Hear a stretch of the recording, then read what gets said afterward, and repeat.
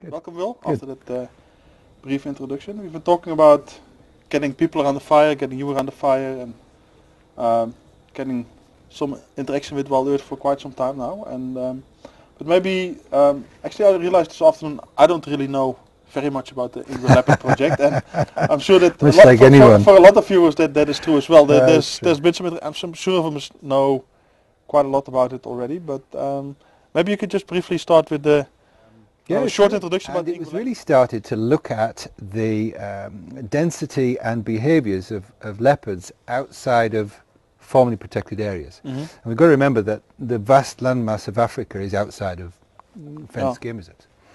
And it's in those areas where there's human conflict. It's those areas where the leopard is undoubtedly the top of the food chain. And also those areas where there's least known about them.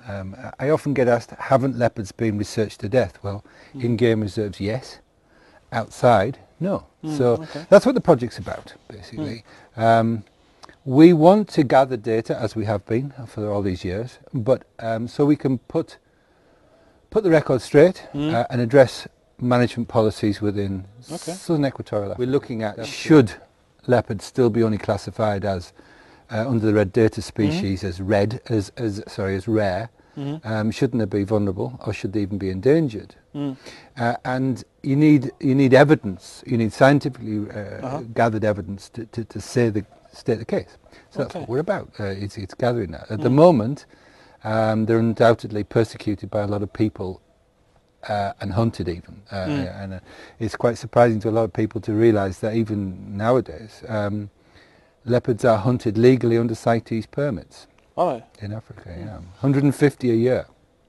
In South Africa? In South Africa. Wow. And each African country has its own allotment. That's just trophy hunters who want to harvest.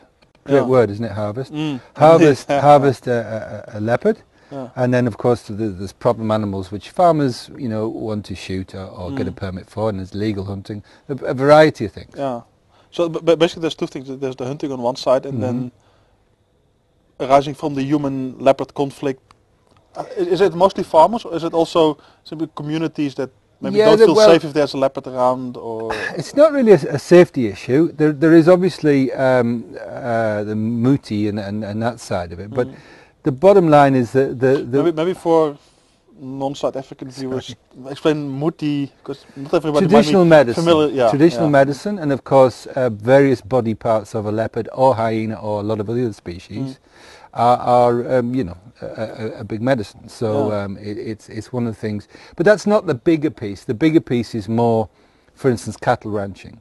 Cattle ranchers tend to be in the areas where leopards want to live, and of course they put some nice calves there for the leopard to go chew on. Lovely jubbly. But therein lies the problem. How do you continue to farm? It's your land, you own it.